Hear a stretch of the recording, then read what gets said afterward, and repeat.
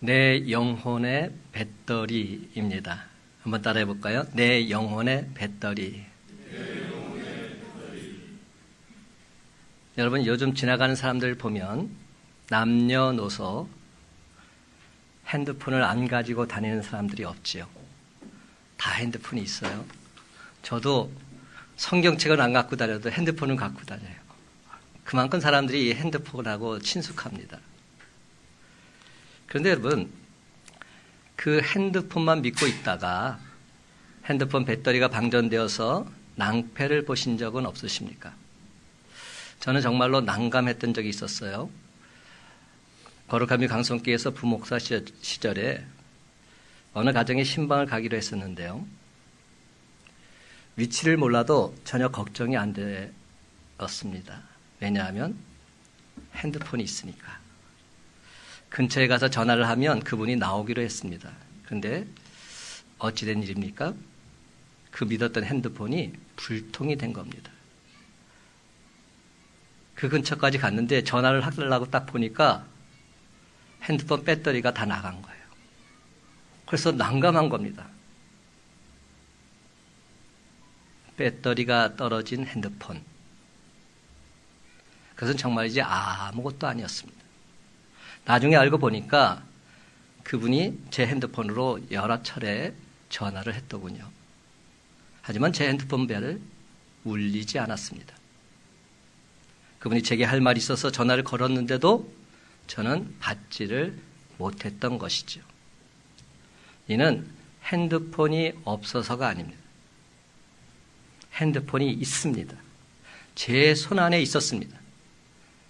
그런데 배터리가 떨어진 겁니다.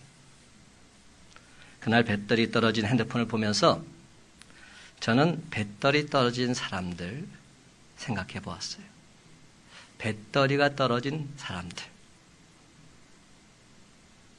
하나님께서 제게 하실 말씀이 있어서 전화를 거셨습니다. 배터리가 충전되어 있을 때는 네, 하나님, 접니다. 말씀하세요. 바로 전화를 받겠지요. 그러나 배터리가 떨어지면 전화가 와도 벨은 울리질 않습니다. 당연히 그 전화는 받지 못하는 겁니다. 아마도 답답한 건 전화를 건 쪽일 겁니다. 우리도 그렇게 전화해 봤잖아요. 아무리 전화를 걸어도 상대방이 안 받을 때 얼마나 답답합니까? 나중에 알고 보니 핸드폰에는 배터리 잔량을 표시해주는 기능이 있다는 걸 알게 됐어요. 오래전 일입니다. 여러분 핸드폰에 보면 배터리 잔량 표시가 있어요. 요즘은 디지털로 표시되어 있어서 퍼센티지가 나와 있어요. 제 핸드폰 볼까요? 지금 제 핸드폰은 91%로 되어 있어요. 그러니까 아직 넉넉하다는 겁니다. 걱정 없다는 겁니다. 항상 이 잔량을 보면 핸드폰을 충전해야 하는지를 알게 돼요.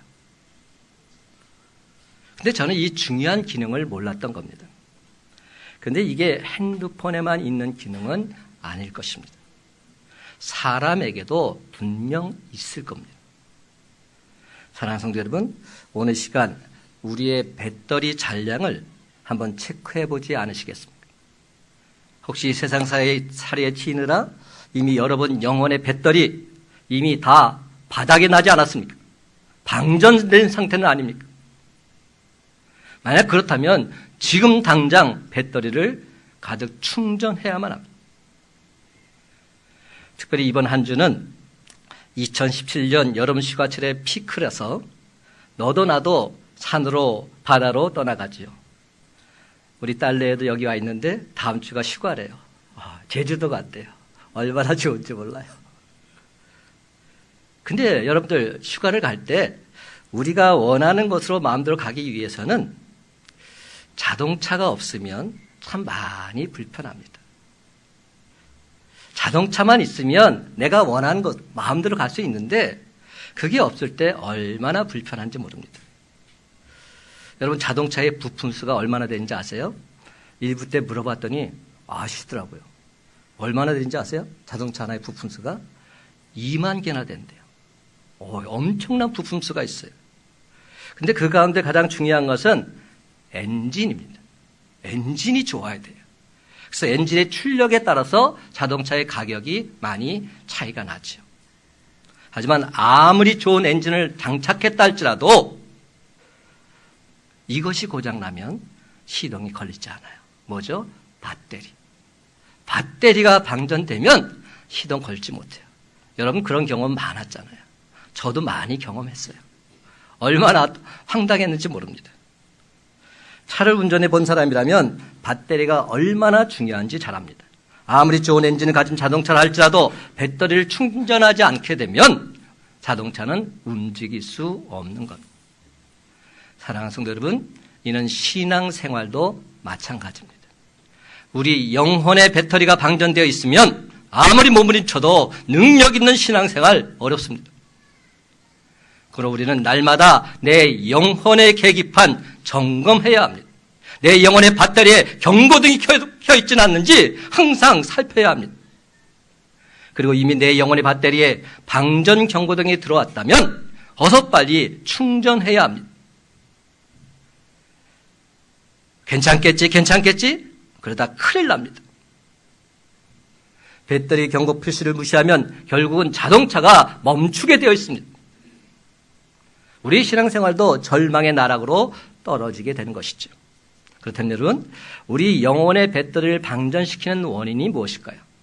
수많은 원인이 있을 겁니다. 근데 오늘 사도 바울이 분명히 밝히고 있는 원인이 있어요. 자기 의에 빠져서는 안 된다. 이 말을 하고 있습니다.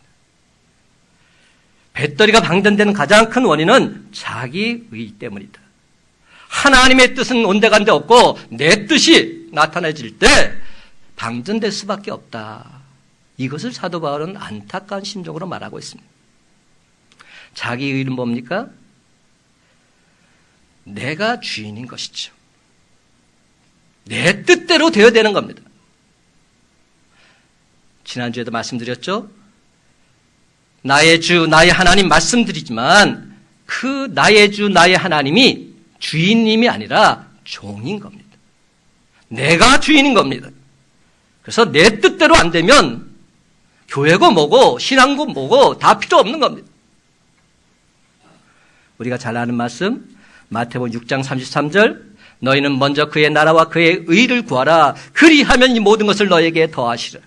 너무나 좋아하는 말씀입니다. 전제 조건이 뭡니까? 하나님의 나라와 하나님의 의를 구하는 삶을 살라. 그러면 모든 것 더 해주시겠다. 우리는 이 말씀에 아멘으로 화답합니다. 그러면서도 하나님의 나라와 하나님의 의를 구하는 삶 살지 못합니다. 내 나라와 내 의를 구하는 삶을 살고자 애쓰고 힘쓰고 있습니다. 이것을 사도 바울이 안타까워한 겁니다. 자기의 의는 하나님 없이 자기의 힘과 자기의 노력으로 구원을 받고자 하는 사람들의 모습입니다. 자신의 공로를 가지고 하나님 앞에 서고자 하는 사람들입니다. 대표적인 사람이 예수님 당시에 바리새인들과 서기한 율법사들이었습니다. 이들은 율법을 문자적으로 지키려고 노력했습니다. 철두철미하게 안식일을 지키고 11절을 드리고 구제와 봉사를 했습니다. 물론 그 자체가 나쁜 건 아니지요. 오늘날 주일을 거룩하게 구별해서 목숨 걸고 지키고 철저하게 작은 것까지 11절을 구별해서 드리고 날마다 구제하고 봉사하는 일에 힘쓴다면 얼마나 인정받고 칭찬받는 그리스도인이 되겠습니까? 그런데 예수님께서는 바리새인과 서기관들을 향해서 뭐라고 말씀하셨습니까? 독사의 자식들아, 회칠한 무덤 같은 위선자들아. 독서를 퍼부으셨습니다. 예수님의 입에서 이런 험악한 말이 나온 겁니다. 회칠한 무덤 같은 위선자들아. 회칠한 무덤이 뭡니까? 무덤 밖에는 하얀 회를 칠했어요. 그래서 밖에서 볼 때는 너무나도 예쁘고 깨끗해 보입니다. 그런데 그 무덤 안은 해골들이 있고 썩은 냄새가 나는 그러한 모습이라는 것이죠. 예수 그리스도를 나의 구주로 믿고 살면서도 회칠한 무덤 같은 신앙생활을 하는 자들, 이들을 향해서 주님께서 말씀한 겁니다. 이들을 향해서 주님께서 말씀하신 가장 큰 이유가 뭡니까? 외식하는 모습 때문에, 겉과 속이 다르기 때문에. 제가 요즘 계속 강조하는 메시지가 뭔지 아세요? 겉과 속이 달라서는 안 된다는 겁니다. 겉과 속이 똑같아야 한다는 겁니다. 물론 쉽지 않습니다. 말씀과 삶이 같이 가는 삶, 물론 어렵습니다. 그러나 말씀대로 살고자 애쓰고 힘쓸 때 성령님께서 도와주셔서 우리의 삶을 인도해 주십니다. 내가 하는 게 아닙니다. 주님이 도와주셔야만 되는 것이죠. 근데 바리새인과 서기관들의 마음속에는 진실로 주님에 대한 사랑이 없었습니다. 어렵고 힘들게 고통받고 살아가는 이웃들을 향한 긍휼의 마음이 없었습니다. 오직 하나님 앞에서, 사람들 앞에서 자기의 의를 드러내고자 하는 외식하는 태도만 있었을 뿐입니다. 그들은 자기들처럼 살아가지 못한 자들을 향해서 끊임없이 정죄하고 끊임없이 비판을 일삼았습니다. 결국 자기의 의를 가지고 하나님 앞에 나아가고자 했던 그들의 교만한 마음, 주님께서 지금 책망하고 계신 겁니다. 이를 경험적으로 가장 잘 깨달은 사람, 바로 사도 바울입니다. 그가 예수님을 만나기 전에는 철두철미하게 바리새인 중에 바리새인으로 살았습니다. 당시 바리새인 입장에서 보면 예수님을 믿고 따르는 자들은 율법을 지키지 않는 무식한 자들입니다. 청년 사울은 예수님을 따르는 자들을 박해해서 잡아 죽이는 것, 이것이 하나님을 가장 잘 믿는 것이다, 이렇게 생각했습니다. 그래서 그는 누구보다도 앞장서서 믿는 자들을 박해했습니다. 스데반을 돌로 쳐 죽이는 현장에 증인으로 서 있었던 자가 바로 바울이었습니다. 그는 철저하게 자기의 의를 가지고 하나님의 의를 만족시켜서 구원을 얻고자 했던 율법주의자였습니다. 그러던 그가 어느 날 다메섹으로 가던 도중에, 예수 믿는 자를 죽이고자 가던 도중에 주님을 만납니다. 그리고 주님의 음성을 듣지요. 사울아, 사울아, 내가 어찌하여 나를 박해하느냐. 주님의 이 음성 앞에 사울은 두려움에 엎드리게 됩니다. 그 순간 갑자기 그의 눈이 보이지 않게 됩니다. 후에 아나리아는 선지자를 찾아가서 안수를 받고 비로소 눈을 다시 뜨게 되지요. 지금까지 자신의 눈을 덮고 있던 율법의 백태가 벗겨지고 새로운 영안의 눈이 열리는 순간입니다. 바울은 얼마나 자신이 주님 앞에서 불쌍한 죄인인가를 깨닫습니다. 자신의 모든 죄와 허물이 얼마나 큰지 분명히 깨달아 알게 된 것입니다. 그래서 그는 자기 자신을 가리켜서 이렇게 말합니다. 나는 죄인 중에 괴수입니다. 죄인 중에 우두머리입니다. 사울에서 바울로 변화된 후 사도 바울의 삶은 완전히 새로워졌습니다. 철저하게 자기의 의의를 포기합니다. 자기 자랑을 내려놓고 있습니다. 지금까지는 자기 의를 가지고 하나님 앞에 가려고 몸부림쳤습니다. 자기 공로를 가지고 하나님 앞에서, 사람들 앞에서 자랑하려고 했습니다. 그러나 그는 그 모든 것이 다 헛되다는 걸 깨닫습니다. 그것이 얼마나 부질없고 헛된 것인가를 고백하고 있습니다. 그리고 바울은 이제부로는 오직 예수 그리스도의 십자가만을 자랑하겠노라 선언하고 있습니다. 오늘 본문에서는 사도 바울이 예수 그리스도의 복음을 떠나서 율법의 행위로 구원받고자 하는 자들을 향해서 간절한 마음으로 권면하고 있는 내용입니다. 심지어 다른 복음, 즉 율법을 따라가면 저주를 받게 될 것이다, 이렇게까지 말합니다. 사람이 의롭게 되는 것은 율법의 행위에 의해서가 아니라 오직 예수 그리스도를 믿는 믿음뿐이다 강조합니다. 그런데 당시 갈라디아 교회 안에는 여전히 율법을 중시하는 율법주의자들이 있었습니다. 그래서 예수를 믿는 것만으로는 부족하기에 할례를 받아야 구원받을 수 있다 주장했습니다. 예수 믿으면서도 육체의 할례를 받는 것, 이것을 자랑하며 살았습니다. 그렇습니다, 여러분. 율법의 의를 가지고 예수님 앞에 나오는 것, 이것이야말로 진정 우리 영혼을 방전시키는 가장 핵심적인 요소인 것입니다. 그렇습니다. 자기의 행위와 자기의 공로를 가지고 하나님 앞에서 자랑하는 태도, 이것은 시간이 지나면 지날수록 자신의 영혼을 방전시키게 만듭니다. 예수를 믿어도 기쁨과 평안은 사라지고 너무나도 힘이 들고 고통스럽기까지 합니다. 왜냐하면 사람들을 의식해서 신앙생활 하다 보니까 얼마나 힘이 드는지 모릅니다.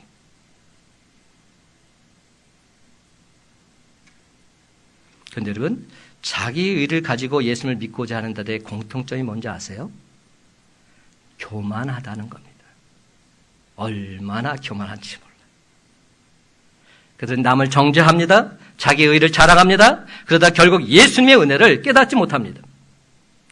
주의를 지켜라, 항상 기도해라, 말씀대로 순종해라, 섬기고 나누고 봉사해라, 열심히 전도해라. 여러분, 이런 말씀들이 힘들고 어려운 이유가 무엇일까요? 그것은 바로 주님의 은혜를 온전히 깨닫지 못했기 때문입니다. 주님의 은혜를 확실하게 경험하지 못했기에 예수님을 부끄러워합니다.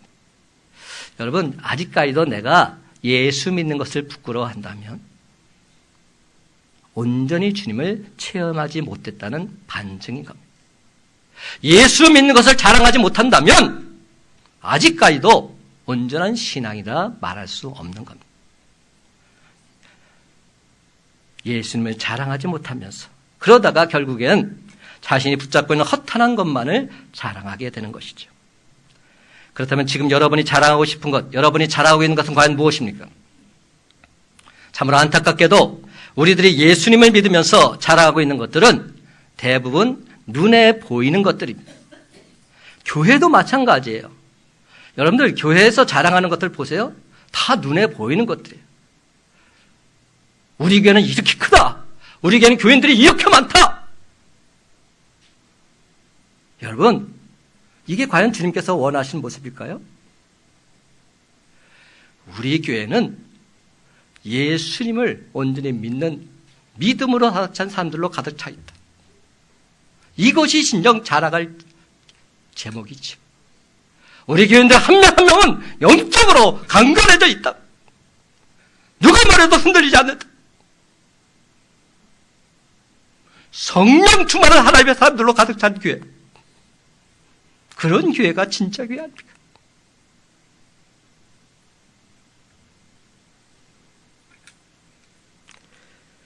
근데 우리는 대부분 눈에 보이는 것들, 내 유익을 위한 것들을 자랑합니다.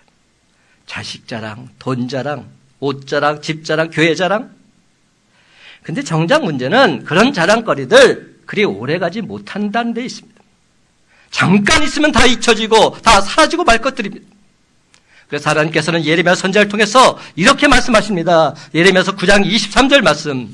여호와께서 이와 같이 말씀하시되 지혜로운 자는 그의 지혜를 자랑하지 말라. 용사는 그의 용맹을 자랑하지 말라. 부자는 그의 부함을 자랑하지 말라. 그렇습니다, 여러분. 자기 스스로 지혜롭다고 자랑하지 말라고 하십니다. 자신의 용감함 스스로 자랑하지 말라고 하십니다. 자신이 부자라고 부유함을 자랑하지도 말라고 말씀하십니다. 그 이유는 무엇일까요? 그것들은 다 지나가는 것이요 영원한 것이 아니기 때문에 우리가 세상 것을 자랑하면 자랑할수록 영혼의 배터리는 방전되게 되어 있습니다. 눈에 보이는 육체를 자랑하면 자랑할수록 영적인 힘은 떨어지게 되어 있습니다. 하나님 앞에서 교만해지고 은혜를 망각합니다. 자기 의를 자신도 모르게 드러내게 됩니다.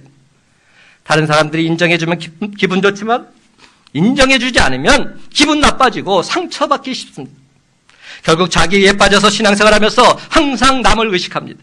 하나님 앞에서 자신의 모습을 바라보지 못하고 다른 사람이 나를 어떻게 볼까 이것만 신경하면서 신앙생활합니다.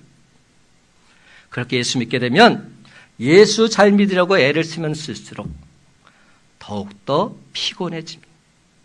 자기도 피곤하고 옆에 있는 사람들까지도 무척 피곤하게 만듭니다. 그렇다면 여러분, 우리 영혼의 배터리를 충전하는 비결 과연 무엇일까요? 바로 14절에 그 정답이 있습니다. 14절 말씀 다 같이 한 목소리로 읽기를 원합니다. 14절 시작. 그러나 내게는 우리 주 예수 그리스도의 십자가 외에 결코 자랑할 것이 없으니 그리스도로 말미암아 세상이 나를 대하여 십자가에 못 박히고 내가 또한 세상을 대하여 그러하니라. 아멘. 이제는 더 이상 내 자랑하지 않겠다는 겁니다. 예수님만을 자랑하겠다는 겁니다. 예수 십자가만을 자랑하겠다고 말하고 있습니다. 여러분, 당시 갈라디아 교회 내에 있는 사람들 가운데 육체의 할례를 강조하고 육체를 자랑하는 사람들이 많았습니다. 그러나 사도 바울은 분명하게 선포합니다. 나는 오직 예수 그리스도의 십자가를 십자가 외에는 결코 자랑하지 않겠노라. 그렇습니다. 사도 바울의 자랑은 오직 예수 그리스도, 오직 예수 그리스도의 십자가뿐이었습니다. 그는 자기 변명이나 자신의 입신양명을 위해서 이런 말을 하는 것 아닙니다. 사도 바울은 얼마든지 자신의 육체 자랑할 수 있었습니다. 자신의 가문, 학벌, 로마 시민권 자랑할 것이 한두 가지가 아닙니다. 그가 지금까지 행한 위대한 업적들 자랑할 수 있었습니다. 예수 그리스도의 복음을 위해 행한 수고와 노력 자랑할 수 있었습니다. 그가 세운 교회와 양육한 후배 목회자들 자랑할 수 있었습니다. 그런데 사도 바울은 이 모든 것 안중에도 없었습니다. 예수를 만나기 전에 붙잡고 있던 모든 것 다 배설물로 여겼다 말합니다. 그가 예수를 만나고 난 후에는 자기가 행했던 모든 업적과 행위들 이것까지도 자랑거리가 되지 못한다 말합니다. 그의 자랑은 오직 십자가에 못 박히신 예수 그리스도밖에 없었습니다. 그렇다면 사도 바울에게 있어서 예수 십자가 도대체 무엇이길래 자기가 소유한 그 모든 것 아무것도 아닌 것으로 여겼을까요? 저는 한 교회 학교가 부흥하게 된 원인을 보면서 깜짝 놀랐어요. 상계동에 있는 꽃동산 교회라고 있는데 그 교회는 교회 학교 아이들만 3,000명이 온대요. 아니 어떻게 교회 학교 아이들이 3,000명이나 올까? 도대체 무슨 비결일까? 근데 그 교회에서 가르치는 것은 하나더라고요. 영어로 가르쳐요. I am nothing, God is everything. 나는 아무것도 아닙니다. 하나님이 모든 것입니다. 이거더라고요. 내 인생의 주관자는 하나님이십니다. 이것을 아이들한테 가르쳐요. 사도 바울은 자기에게 베풀어 주신 하나님의 놀라운 사랑 전하지 않을 수 없었어요. 나는 아무것도 아니구나. 하나님이 함께하지 않으면 나는 아무것도 아니구나. 그러나 하나님이 함께하시면 나는 모든 것을 할 수 있구나.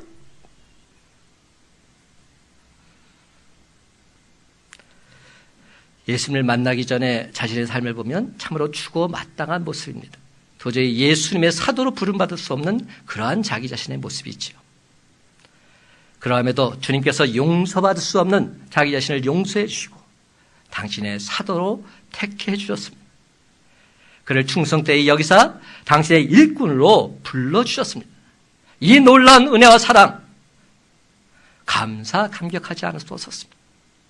그리고 바로 그 중심에 예수님의 십자가가 서 있었습니다. 무조건적으로 용납하신 주님의 십자가에 그 사랑이 없었다면 자기 자신은 벌써 멸망받을 죄인임을 그는 철두철미하게 깨닫게 되었던 것이죠. 그래서 사도 바울은 지금까지 붙잡고 살았던 모든 자기 의를 십자가 앞에 내려놓고 있습니다. 그는 오직 십자가만을 의지하고 십자가만을 자랑하며 예수 그리스도의 복음의 빚진 자로 살아가겠노라 선포하고 있습니다. 그렇다면 그의 진실된 고백은 무엇입니까? 예수 그리스도의 복음을 너무나 쉽게 포기하고 육체를 자랑하며 율법으로 되돌아가 있는 갈라디아 교인들의 안타까운 모습을 보면서 사도 바울은 이렇게 자신의 신앙을 다시금 밝히고 있습니다. 우리가 잘 아는 갈라디아서 2장 20절 말씀, 다 같이 화면을 보면서 한 목소리로 고백하기를 원합니다. 2장 20절 시작.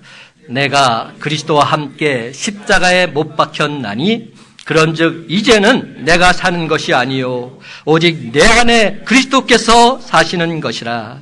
이제 내가 육체 가운데 사는 것은 나를 사랑하사 나를 위하여 자기 자신을 버리신 하나님의 아들을 믿는 믿음 안에서 사는 것이라. 아멘. 사도 바울은 분명히 말합니다. 이제는 내가 사는 것이 아니다. 내 안에 계신 예수 그리스도께서 사시는 것이다. 그 주님을 믿는 믿음 안에서 살아갈 때 나는 승리할 수밖에 없다. 20절 말씀 너무나 중요한 말씀입니다. 그런데 여러분 그 밑에 21절에 더 중요한 말씀이 나옵니다. 제가 한번 읽어볼게요. 내가 하나님의 은혜를 패하지 아니하노니 만일 의롭게 되는 것이 율법으로 말미암으면 그리스도께서 헛되이 죽으셨느니라. 지금 사도 바울이 진짜 말하고 싶은 게 어찌 보면 21절일 수 있습니다. 나는 결단코 하나님의 은혜를 패하지 않겠다. 왠지 아느냐? 하나님의 은혜로만이 나는 구원받았기 때문에. 율법으로 구원받는 것이라면 예수 그리스도께서 십자가에 죽은 것은 다 헛되지 않겠는 것. 그러므로 예수 그리스도께서 나 같은 죄인을 위해서 십자가에 달려 죽으셨다면 나는 구원받은 줄 믿노라. 선포하고 있는 겁니다. 사도 바울이 20절의 고백을 한 이유는 바로 자신이 의롭게 된 것은 율법의 행위가 아니라 오직 예수 그리스도를 믿는 믿음으로 이루어진 것임을 분명히 말하고자 했던 겁니다. 그렇습니다. 자신은 이제 율법에 대해서는 죽은 자요 예수 그리스도의 복음으로 다시 살아난 자임을 온 세상에 강조하고 있는 겁니다. 그러면 여러분, 바울은 이제부터는 내 의나 공로를 가지고 사는 존재가 아니라 예수 그리스도와 함께 십자가에 못 박힌 자로서 살아가겠노라 고백하고 있습니다. 그렇습니다.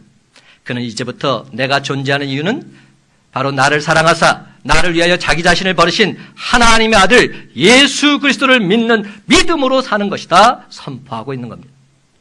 사도 바울은 여기서 예수 그리스도의 십자가의 은혜 강조하고 있습니다. 만약 자신의 행위를 통해 율법으로 구원을 받는다면 결국 예수님의 십자가의 죽으심 헛된 것임을 분명히 말하고 있는 것이죠. 그러므로 사랑하는 성도 여러분, 이제 우리도 예수 십자가의 은혜를 깊이 경험해야 하지 않겠습니까? 왜 예수님께서 저주의 형틀인 십자가에서 자신의 몸을 찢으셔야 했는지 가슴 깊이 사무치도록 깨달아 알아야 하지 않겠습니까? 이 십자가의 은혜를 온몸으로 체험하지 못한다면 예수님의 십자가는 하나의 상징에 불과한 겁니다. 아무런 힘이나 아무런 능력이 없습니다. 우리 영혼은 물이 빠진 저수지처럼 메말라 갈 수밖에 없는 겁니다.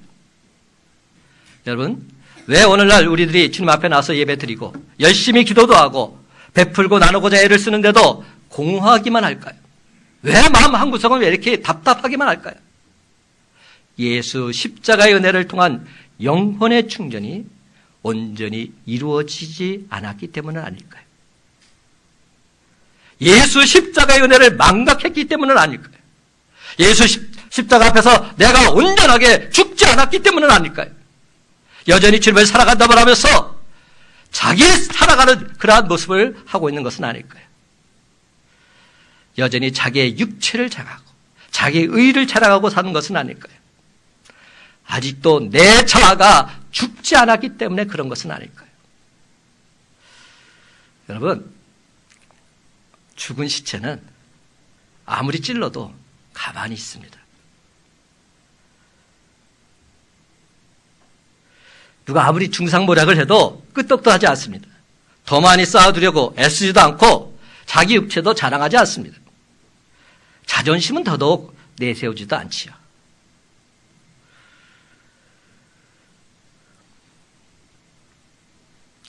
저는 여름철이 되면 기억나는 사건이 하나 있어요. 뚝섬 유원지 사건인데요. 저희 아버지가 목사님이시라는 건 알죠? 근데 저희가 아들 삼형제인데 여름 돼가지고 아버지를 졸라서 아버지 수영장 가요. 우리도 남들처럼 수영장 가서 수영해요. 얼마나 졸라댔던지 저희 아버지가 그래 가자. 그래 뚝섬 유원지를 갔어요. 우리가 자양동에 살아서 거기가 가까웠거든요. 자양교에 아버지가 심호하고 있을 때. 근데 뚝섬 유원지를 딱 갔는데 저쪽에서 막 수영장 개장해가지고 막 들어가는 거예요. 근데 우리 아버지가 야 저기 별로 안 좋아. 다른 데 가자. 그러는 거예요. 그때는 몰랐어요. 그 입장료 내기가 아까워가지고. 그래가지고 딴 데를 딱 그 옆을 갔는데 무허가 수영장인 거죠. 그냥 무허가 수영장 가가지고 뭐 아무도 보지도 않고 그냥 그런 데인데 그냥 여기도 괜찮아. 그러면서 거기서 우리가 이제 삼형제를 딱 풀어놓고 수영을 했던 겁니다. 그러니까 우리가 수영을 잘 못하니까 아버지가 베개 튜브라고 해서 둥그런 튜브도 아니고 베개 튜브를 하나 빌려주셨어요. 그걸 갖고 신나게 놀다가 점점 더 놀다가 깊숙이 들어가게 되는데 갑자기 푹 꺼지는 겁니다. 그러니까 무허가 수영장이다 보니까 모래를 팠던 데가 있던 거예요. 갑자기 모래를 팠던 데가 있어서 쑥 내려가지고 제가 그 모래 속으로 쑥 빠져 들어간 겁니다. 그때 제가 한 말이 뭔지 아세요? 아버지! 다른 말 아무것도 안 했어요. 아버지! 그때 저 밖에서 아버지가 보고 있다가 깜짝 놀라가지고 막 뛰어들어 보세요. 하나님의 은혜로 제가 다시금 살아났지요. 제가 아버지가 저를 붙들고 얼마나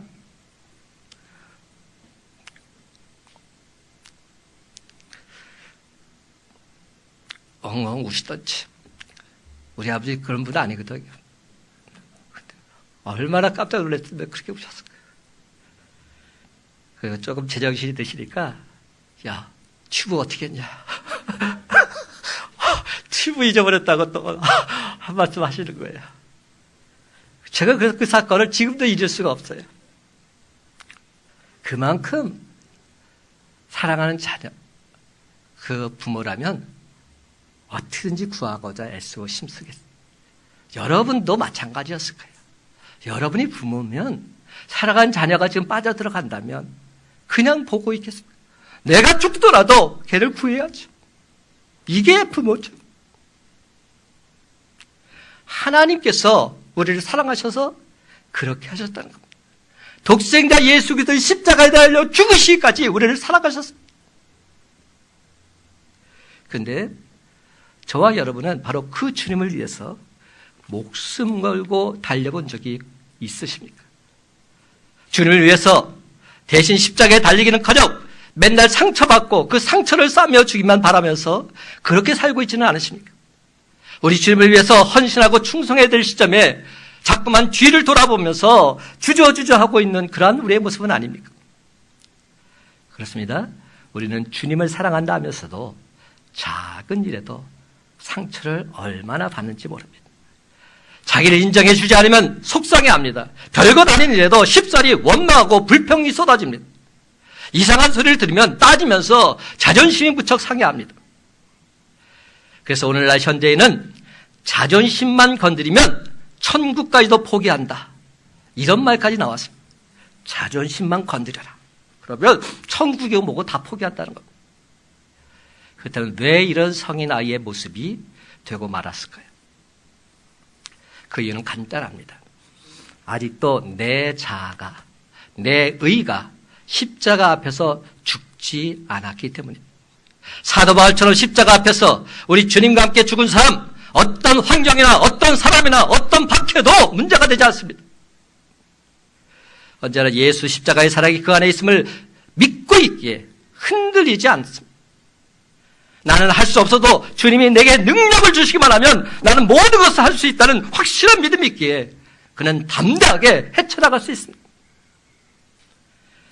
그렇습니다. 예수 십자가 앞에서 자아가 죽은 사람 언제나 기뻐할 수 있습니다. 항상 기도할 수 있습니다. 범사에 감사할 수 있습니다. 바로 이것이 사도 바울이 항상 기뻐하고 범사에 감사하고 언제나 승리할 수 있었던 비결인 것이죠. 그렇다면 여러분 지금 무엇을 자랑하고 있습니까? 혹시 십자가가 신앙생활의 액세서리 정도로 그렇게 전락하지는 않았습니까? 많은 것 가운데 하나 정도 그런 십자가가 여러분이 생각하고 있는 십자가는 아닙니까? 사랑하는 성도 여러분, 오늘 시간 우리가 주님 앞에서 한번 이렇게 고백했으면 좋겠습니다. 저를 한번 따라해 보실까요? 한번 저를 따라해 보세요. 나는 십자가도 자랑하는 자가 아닌 오직 예수 십자가만 자랑하겠습니다. 다시 한번 합니다. 나는 십자가도 자랑하는 자가 아닌 오직 예수 십자가만 자랑하겠습니다.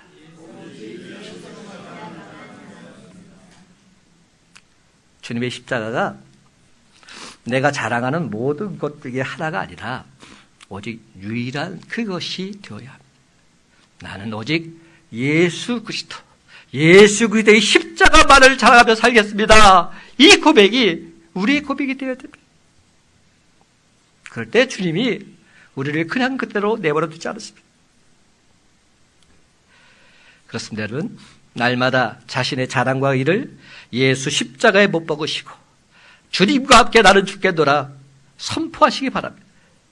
그렇습니다. 나는 죽고 내 안에 주님께서 사셔야 합니다.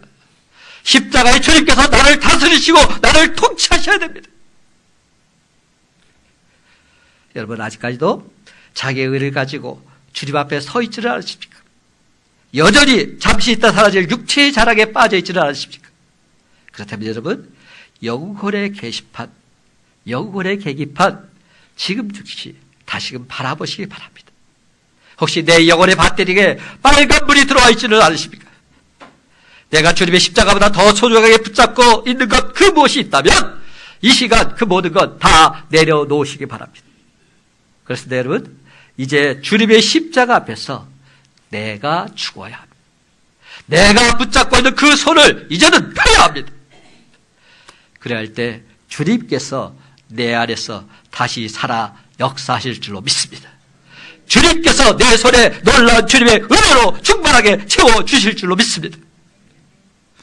이것이 바로 육체의 자랑으로 방전되었던 우리 영혼을 새롭게 충전하는 비결입니다.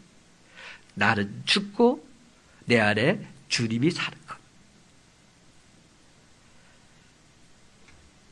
주님께서 내 삶을 인도하시기만 한다면 우리는 승리할 수밖에 없는 것이죠. 사도 바울은 이 비결을 알았기에 이 비결을 전파하고 있는 겁니다. 마침내 사도 바울 이렇게 당당하게 선포합니다. 우리 함께 읽어볼까요? 17절 말씀 다 같이 한 목소리로 읽기를 원합니다. 17절 시작. 이후로는 누구든지 나를 괴롭게 하지 말라. 내가 내 몸에 예수의 흔적을 지니고 있노라. 다시 합니다. 시작. 이후로는 누구든지 나를 괴롭게 하지 말라. 내가 내 몸에 예수의 흔적을 지니고 있노라. 아멘. 얼마나 멋진 말이죠. 누구든지 이제 나를 괴롭게 하지 말라. 나는 내 몸에 예수의 흔적을 지니고 있노라. 아무리 사탄 마귀가 나를 넘어뜨린다 할지라도 나는 걱정 없다는 거예요. 나는 내 몸에 예수의 흔적을 지니고 있기. 그러면 여러분, 이제 당당하게 거친 광야를 향해서 힘차게 발걸음을 옮기십시오. 날 위해 십자가를 지신 주님과 함께 당당하게 세상을 향해 복음 들고 나가십시오. 우리 주님께서 늘 함께 동행해 주실 줄로 믿습니다. 내 영혼의 배터리 충만하게 채워주실 줄로 믿습니다. 사랑하는 성도 여러분, 예수 십자가의 능력으로 내 영혼의 배터리가 충만하게 채워지기만 하면 이제 우리는 이 험한 세상 넉넉히 헤쳐나갈 수 있습니다. 영광스러운 세상을 반드시 열어갈 수 있습니다. 이제 말씀을 맺습니다. 사랑하는 성도 여러분, 이제부터 내 영혼의 배터리는 항상 예수 십자가의 능력으로 단단하게 채워져 있을진데 예수의 흔적을 지닌 자답게 미지의 세상을 향해서 힘차게 전진해 나아가는 저와 여러분의 복된 삶이 다 되시기를 예수님의 이름으로 간절히 축원합니다.